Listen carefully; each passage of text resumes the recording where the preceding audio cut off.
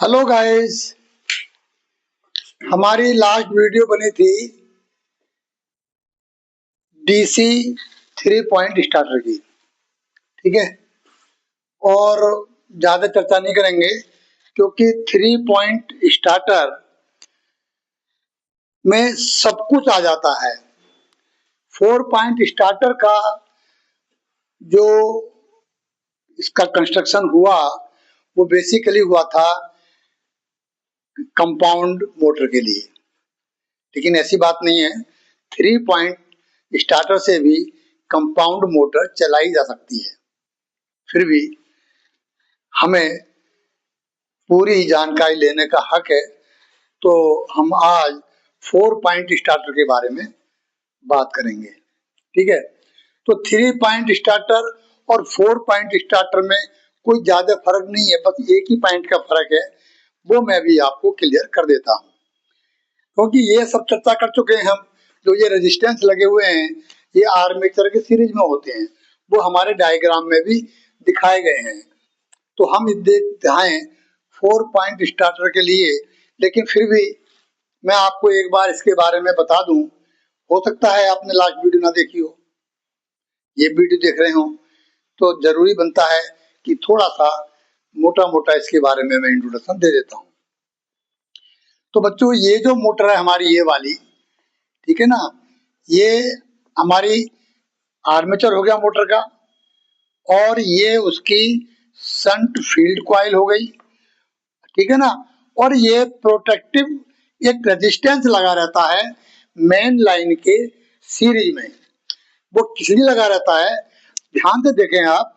ये जो DC supply का पॉजिटिव टर्मिनल है, तो कहाँ जा रहा है ये गया आपका, ये जो हमारी 9 वोल्ट कॉइल है, इसके सीरीज में ये लगा हुआ है।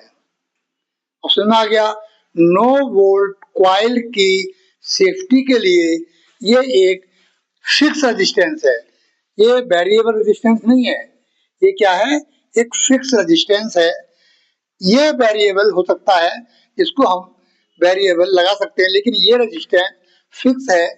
उसी हिसाब से कि हमारी जो कॉइल है, अगर कभी करंट ज्यादा आए, है ना, या सर्किट में करंट बढ़ जाए किसी वजह से, तो हमारी जो 9 वोल्ट कॉइल है वो जले ना, फूके ना।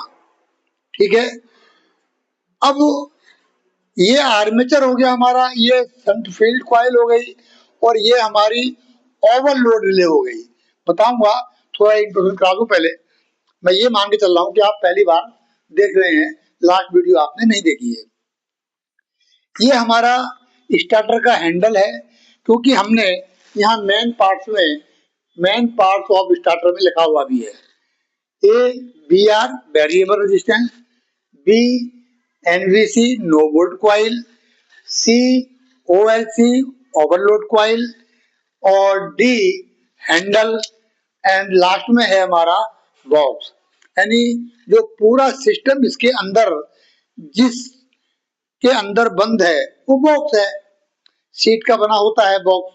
ठीक है, तो ये हमारा हैंडल है। हमने टॉप व्यू बनाएंगे तो जो पकड़ने वाला हैंडल है, जिसे मुट्ठा बोलते हैं हिंदी में, उसका ये गोल सर्कल ही दिखाई देगा। बाकी ये लंबी लंबी आर्म्स है। हम इसे धीरे धीरे इधर घुमाते हैं तो रेजिस्टेंस सर्किट में से, यानी आर्मेचर के सीरीज में से धीरे धीरे निकलते रहते हैं, और मोटर की स्पीड बढ़ती रहती है। और जब स्पीड बढ़ती है तो जो आर्मेचर करंट है वो भी कम होने लगती है, क्योंकि हम बता चुके हैं कि आर्मेचर करंट स्टार्टिंग में बहुत हाई होती है, करीब 35% के आसपास ज्यादा होती है। इसीलिए इन स्टार्टरों का लगाना जरूरी है। तो स्टार्टर में क्या क्या होता है वो हमने बताई दिया आपको। वेरिएबल रेजिस्टेंस, है ना, overload coil, no volt coil, ठीक है, और हमारे ये आर्मेचर और फील्ड कॉइल। तो स्टार्टर का तो पार्ट नहीं है ये, स्टार्टर का पार्ट तो बस यही वाला है, यहाँ से यहाँ तक का।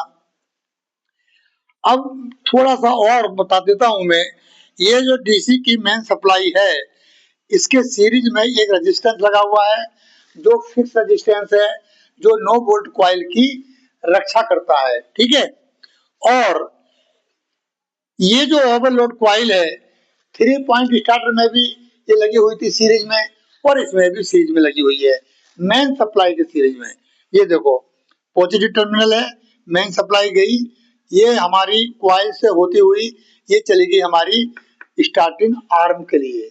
ये आर्म क्या है, असल में ये कंडक्टर का भी काम करती है। ठीक है, और जब यहाँ गया तो इसके थ्रू ये जो हमारा करंट है, जो मेन सप्लाई है, कहाँ आ गई, ये आ गई हमारी रेजिस्टेंस के लिए, क्योंकि ये बने हुए हैं स्टेप 1 2 3 4 5।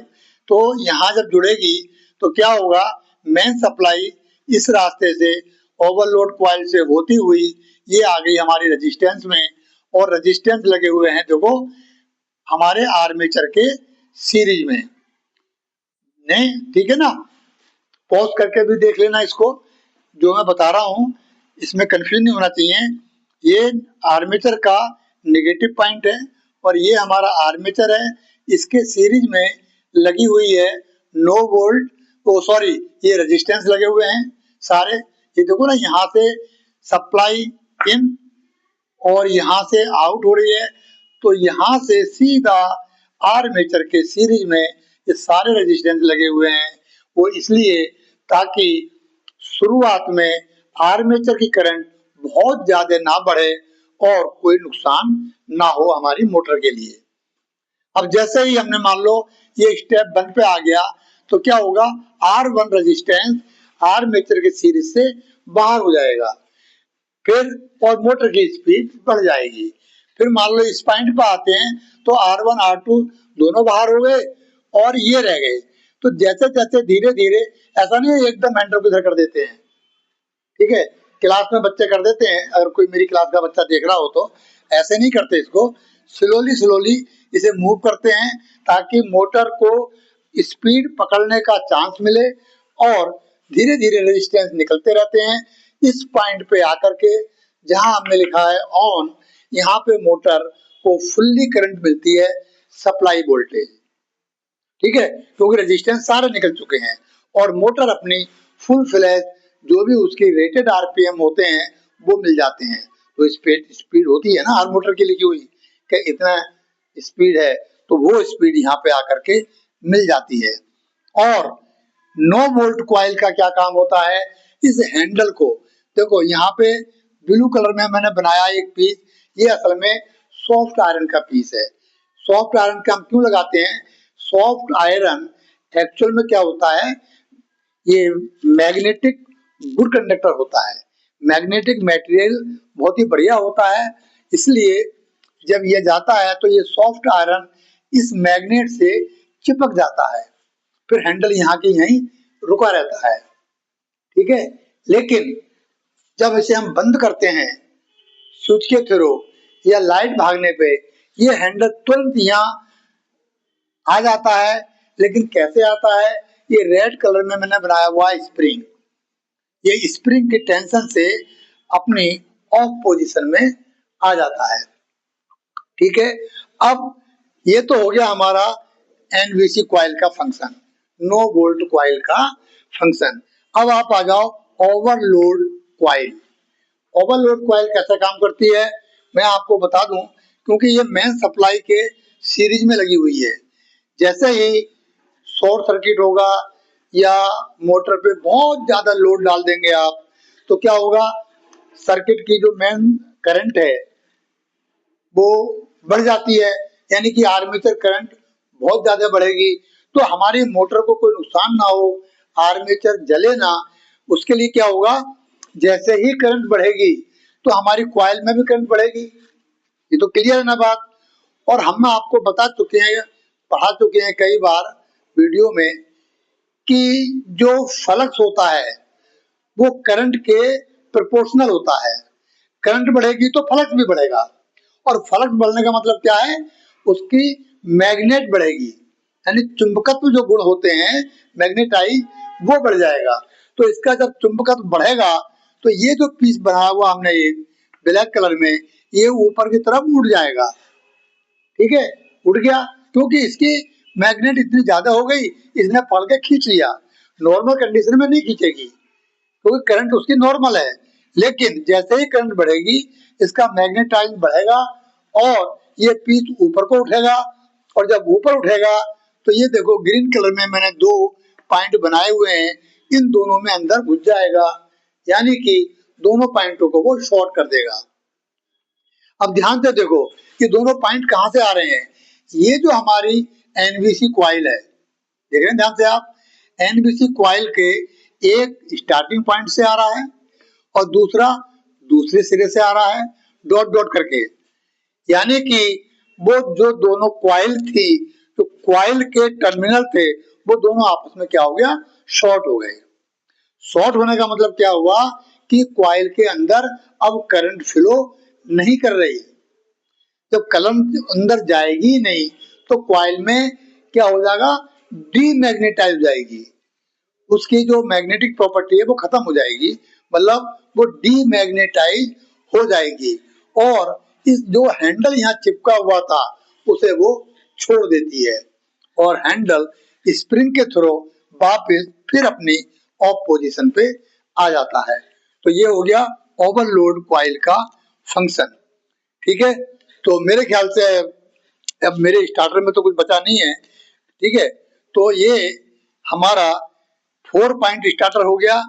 पहला पॉइंट L1 मेन सप्लाई के लिए और दूसरा पॉइंट भी L2 ये भी मेन सप्लाई के लिए है, बट इसके सीरीज में एक रेजिस्टेंस लगा होता है और L1 के सीरीज में ओवरलोड कॉइल लगी रहती है। ठीक है ना, तो ये चीजें आपको देखनी जरूरी है। हाँ, एक चीज और बता दूं, वो शायद आप नहीं पकड़ पा रहे, ये जो रेड कलर की स्ट्रिप है, ये क्या है, कॉपर की स्ट्रिप है। ये क्यों लगाई गई है, थोड़ा इसको समझ लें एक बार है। ये जो हैंडल को जब हम मूव करते हैं तो हैंडल इस स्ट्रिप के संपर्क में रहता है, और संपर्क का मतलब क्या है, इस स्ट्रिप से जो सप्लाई जा रही है, ये देखो कहाँ जा रही है, फील्ड कॉइल के लिए। फील्ड कॉइल को तो हमें डायरेक्ट सप्लाई देनी है, तो देखो इसे डायरेक्ट सप्लाई कही जाती है। ये गई सप्लाई हमारी L1 से और ओवरलोड कॉइल में होती हुई और इस स्ट्रिप से होती हुई, ये देखो ये अभी हमारी डायरेक्ट फील्ड के लिए डायरेक्ट सप्लाई मिल जाती है। इसके सीरीज में वो तो ये लगा हुआ रेजिस्टेंस वेरिएबल, ताकि हम मोटर की, है ना, कुछ और भी स्पीड वगैरह कंट्रोल कर सकते हैं। वैसे जो रेजिस्टेंस लगे होते हैं मैक्सिमम सेफ्टी के लिए लगे रहते हैं। ठीक है, तो ये आपको समझ में पता लग गया। जब हैंडल मूव करते हैं तो रेजिस्टेंस तो हटते रहते हैं, मगर ये संपर्क रेगुलर बना रहता है जो हमारी मोटर की फील्ड के लिए जाता है, यानी कि एफ के लिए। तो 4 पॉइंट कौन कौन से हैं, L1, L2, F and A।